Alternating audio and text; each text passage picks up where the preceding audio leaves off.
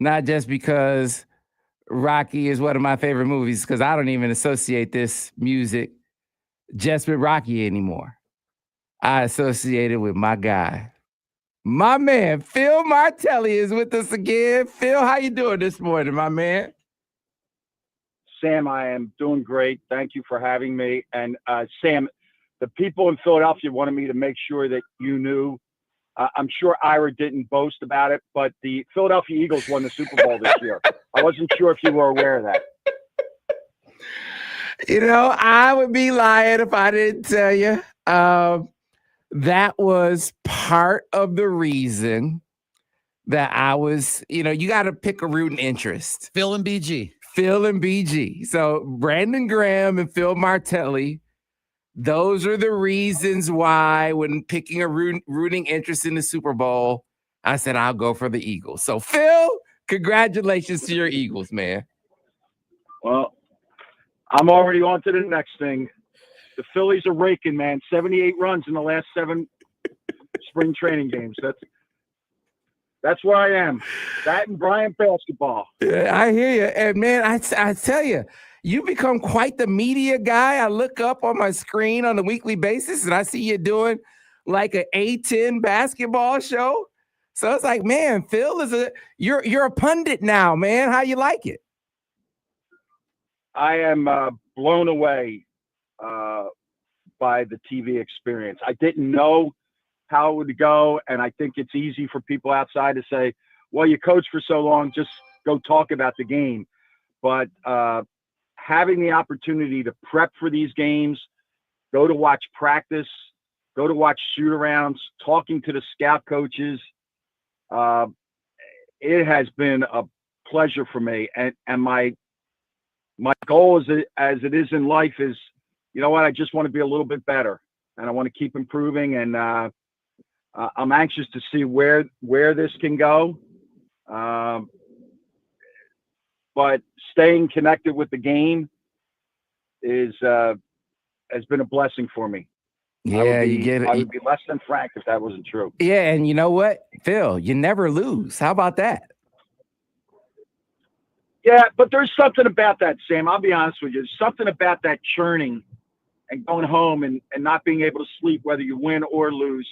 I do miss that, because I go all the way back 6 years ago when we had our first conversation, and you would ask me why. And I would say to you, because I wanted to be in that locker room to hug a kid at the highest of his highs, like all those wonderful Michigan people were able to do Sunday in Indianapolis with those kids and celebrate. But I also wanted to be there when he had missed the 2 free throws or it didn't go the way he wanted. And I still miss that. I miss relationships. And I miss the daily interaction of somebody coming in, knocking on your door and saying, hey, you have a second? And it may not be about basketball. It may be about some way of writing a recommendation for a manager or a player wondering where he was in a rotation. I miss that. I miss the daily interactions and the daily conversations. So it wasn't like, well, you know what, everything's great, I can go home and have a slice of pizza, because it didn't matter if we won or lost. It still matters to me whether or not I was good enough that night to serve those teams, those coaches, and most especially those players and their families. Yeah, man, that's great perspective, Phil. How much, with all your duties, how much Michigan have you gotten a chance to watch this year? I haven't seen much. I follow, and I obviously have great fondness in my heart for Namari Burnett and Will Cheddar, but it's all the other people, the Tom Weinrots and the Lisa Nicholsons and Chris Williams and Bob Bland, those managers that stayed the course. I'm just ecstatic for everybody. Jace Howard and Ian Burns and Harrison Hockenberg, all of those that you lived and died with for 1, 2, 3 years. I do watch. I do check every box score, but I haven't seen as many games as would be my my desire. Yeah, I hear that, man. It's yeah, Namari has he's been a great player for this team. Will has been a great player for this team, a great part of this team and their success this year. And you guys instilled a lot in them, and they brought a lot to the success for this squad this year and their run to a Big Ten tournament championship. Meanwhile, and you mentioned Bryant taking on the Big Ten regular season champs.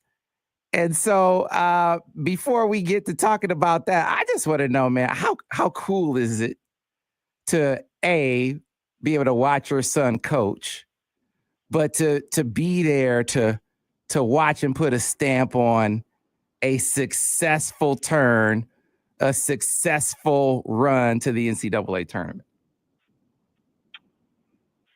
It is beyond words, and you know I don't lack for words, but it's beyond. It's just beyond words. But I have that feeling with my son Jimmy at Penn State, even though they didn't make the Big Ten tournament and they declined invitations to the postseason.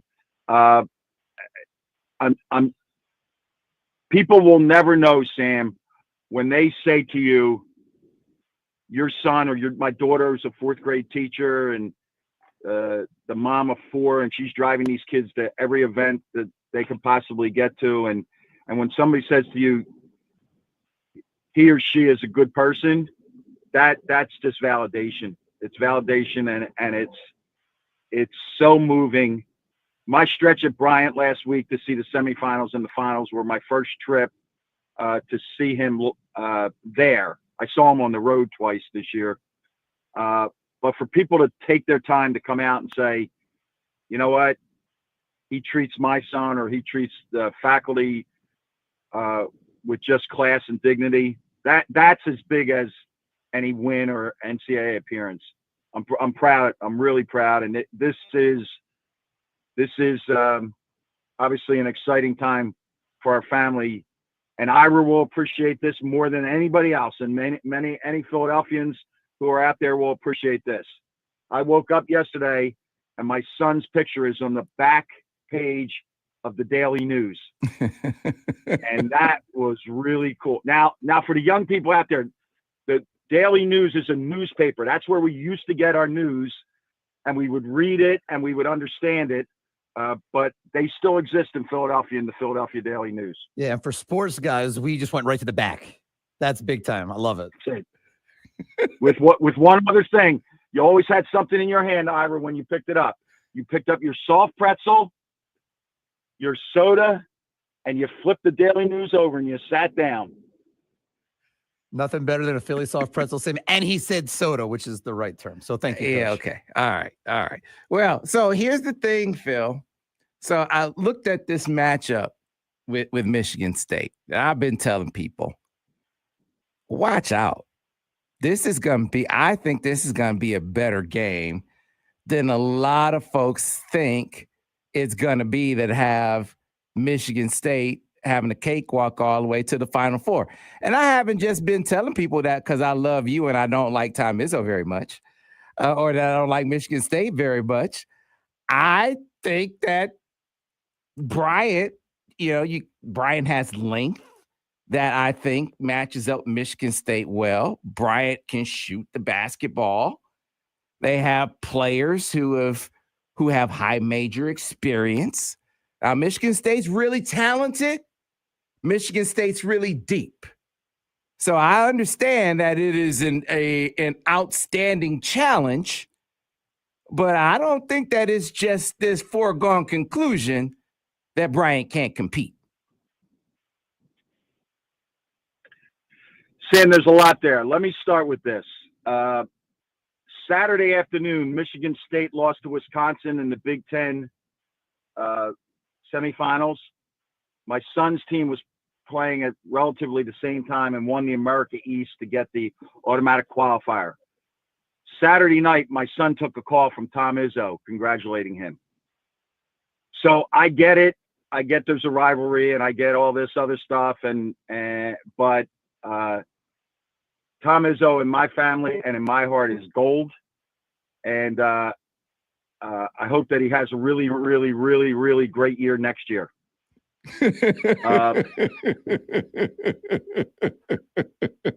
And he knows that because I talked to him Sunday night, an hour after the selection, and he asked me if I thought they knew anything. And I said, no, how would they know our relationship? So Bryant has a couple of things.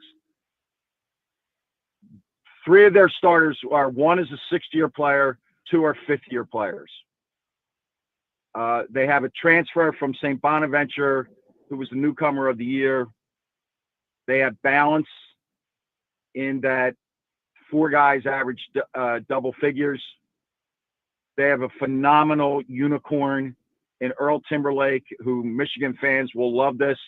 Earl Timberlake was in the same high school front court as Hunter Dickinson.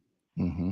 They played together at the Mathick Catholic, and then Earl went to Miami and Memphis and ended up at Bryant and is the player of the year. Tremendous length, as you said. They are a terrific rebounding team. Now you're going against the best in rebounding the ball. They play at a fast, both teams will play at the fast pace. And I do not get involved in any X's and O's with my son. I gave him 2 pieces of information. Get your team to commit to rebounding. If anybody puts on a Bryant uniform on Friday and chooses not to rebound, it will be the end. It will be the end of the game. The second thing is get back on every possession, because the ball is coming at you. I'm delighted that it's Friday night. I'm delighted that it's the 31st game of the tournament. And Sam and Ira, think about this. 20 of the teams that were in the tournament will already be back on their campuses. And yet Bryant will still be playing. So you know what? Take your shot. You know, that take your shot. I will guarantee you this. They are not tiptoeing in there and saying, golly gee, we're a 15 seed. None of those numbers matter, as proven last night when Carolina went on the floor against San Diego State. It will be Bryant against Michigan State. If it was November bye game, you'd go, okay, shrug my shoulders. What can we learn? No, fellas, go play like this. This is what it is. One of these teams will be collecting uniforms on Saturday. You decide by how much energy and effort and calmness you put into the game.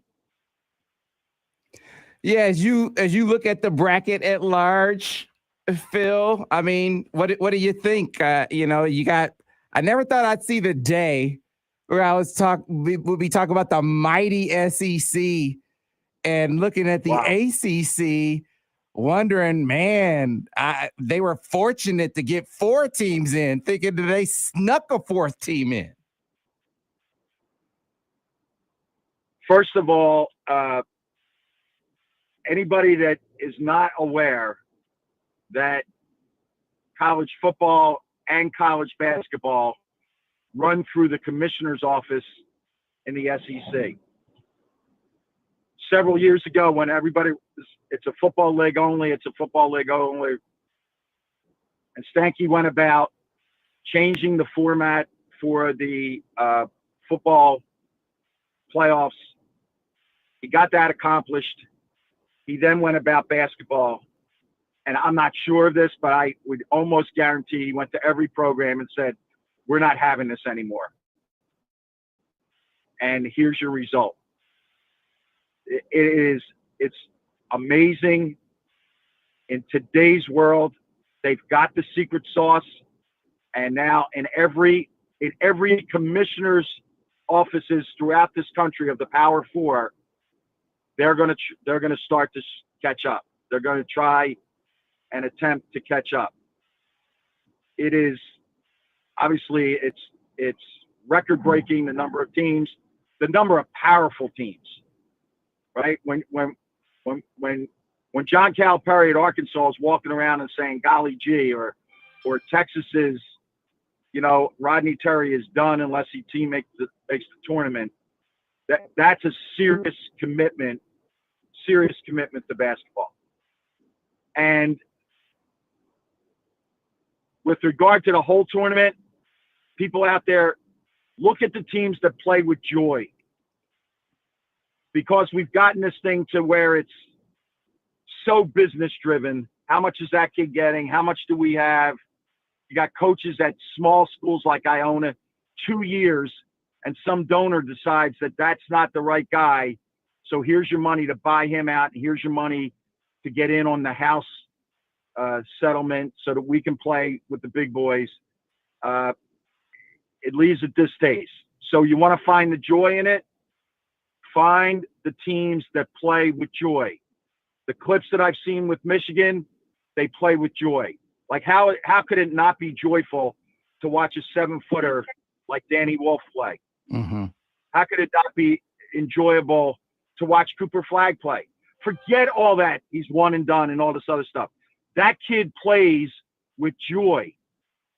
Michigan State plays with joy. Mm-hmm. Let's seek those teams that are playing with joy and knock out all this like, well, the portal did this and no. Right now, every kid in that tournament is representing the name in the front of the shirt. Yeah. There will be a time when it changes in the next month, but right now, let's seek joy in this tournament. I hear the passion, Phil. I still hear the coach. I play for him. I can't play a lick, but I play for him. I mean, I still hear it in you, man. And then you mentioned Iona, and I see Rick Pitino go over to St. John's and win the first Big East title since 1985. Yes. And it's unbelievable what he's doing over there. You look at Bill Belichick, and he's taking a job at North Carolina. I got to ask you, Phil, those guys are older than you. I got to ask you, I mean, have we seen you do it for the last time, or might you still pick that whistle back up? No, I've been in my last locker room. I can't now watch. If somebody in Philadelphia was to call me, that's a different story. But I can't leave. And look, I love the game because I love the relationship building and I love the problem solving. I'm not bitter about the game. I'm not one of these old guys, get off my lawn. You're paying these kids. They can move around as they want. It's still the beauty of competition. And I'll be honest with you, the Power Five is straight up business. Mm-hmm. Like it is pay for play. You want to pretend that it's NIL. It's not. It's pay for play. But you go down those levels, and you can still build a championship program on trust. Trust that I'm going to help you get your degree. I'm not going to get it for you. Trust that I'm going to make you a better player. Trust that I'm going to surround you with players who have a passion for championships. Trust that it's transformational and not transactional. Now, I need to you need to trust me, but I need to trust you. If it's about $30,000, go somewhere else. Mm-hmm. But if it's about trust and trusting that if I can get you $10, I'm going to get you $10. I'm not going to short you for $9. Then you can build a championship program at the next levels down. Above that, it's pay for play. And then you have to decide, you know what? Am I going to play? Am I going to ante up? Or am I going to fold my cards? There's nothing wrong with folding your cards as long as you're still pursuing a championship. But, and I'm not, it's a young man's game. Nope, I don't believe any of that. It's just time. It's time. It's time to allow others to shine, if that makes sense. I hear you. Well, hey, man, you're great at doing this part too. Great at being a pundit and being an ambassador for the game. I got to ask you this to wrap it up. The best team that you've seen this year, and then I don't know if you've filled out your bracket. If you have, who's your Final Four? Who do you think is going to win it all? Well, I haven't done a bracket, and I did one for ESPN the other day because as an employee, they asked us all to fill out a bracket. And I know out of the one region, I have Brian for sure. I have a sneaking suspicion about Arizona. I don't know why, but I just have a sneaking suspicion about Arizona. I have a sneaking suspicion about Duke, and I'm not sure if they're in different regions. And then you ask a great question, Sam. Early in the year, I did a game at Marquette, and I was blown away. I was like, yo, they got it. They have the formula. They have this joy of playing. They compete so hard. The style is different with the pressing. So I said, they could go to the Final Four. And then I saw Xavier before Fremantle got hurt and then came back, and I was like, holy mackerel. These guys have everything. They're so old, and they're the ones. But then towards the end of the regular season, I saw Maryland, and I was absolutely, positively blown away. And I don't know how it lays out for them, but Maryland was the best team that I saw this year. And I get it. But they only play 5 guys. I get that. And I thought that their challenges in the Big Ten tournament, playing back-to-back-to-back, would be daunting. I think the NCAA tournament lines up. The other thing two other things about Maryland. The matchup zone is different than everybody else that runs out there and plays man-to-man and just lines it up. And I'm not knocking it. Their matchup zone is different. It takes you some time to process what they're doing. And the other thing is Kevin Willard, in my way, and he's a friend, was very aggressive with the referees and very aggressive with his players. He's almost become Phil Jackson Zen-like on the sideline. And I wonder if it's because he knows he has a really good team. But it has an impact on that team. And that kid Queen, he is dynamite. So I'm not saying they're going to the Final Four because I haven't looked at it other than the first round. I'm just intrigued by all these first round games. And I'm not dismissing Rick Pitino. But there's something about the Maryland team. When you ask who I've seen, they're the one that I saw that most intrigued me. Gotcha. Phil, man, I could talk to you forever, man. I miss you and I appreciate you. Every time I see you on TV, I don't have an A10 team that I follow, but I watch it because you're on. So I appreciate you. Keep doing what you do, man. So thanks a lot for joining us this morning.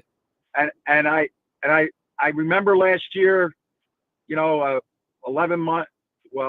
months ago, where I thanked you. Thank you for welcoming me to Ann Arbor, to allowing me to share. And you made it special along with so many great people. Whenever I'm asked, am I glad I did it? You're damn straight I'm glad I did it. I'm glad I was in Ann Arbor for 5 years. Yeah, we're glad thank too. you. Phil. We're glad too, man. Thanks a lot. King of Philly. King of Philly, Phil Martelli. That's my guy. That's our guy. Always. We need to get to a break. And I'm telling you, guy, and listen, as long as Bryant isn't, if they could just hang, if they don't get knocked out right away,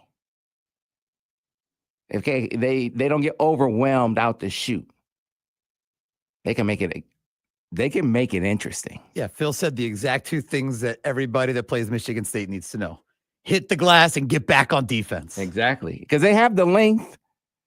And he mentioned Earl Timberlake he's been, like he talked about, that's what I was talking about. He was at Miami. Like, this is not a dude who's been at Bryant the whole time. Like, he's played at the high major level. So, at any rate, we got to get to a break. Listen, folks, if you're like me and your yard is your respite, you want it to look a certain way, you need the experts to help you make sure that it looks that way. That's where my friends at Back to Nature Lawn Care can help you make sure it will be what it is, right? And they're going to be here with us a little bit later on to make it be that. So they're going to join us coming up in a few minutes. Be sure to keep it locked. We're going to tell you more about that a little bit later on. So we got to get to a break right now. Back on the other side here on the Michigan Insider on the Big 1050 WTKA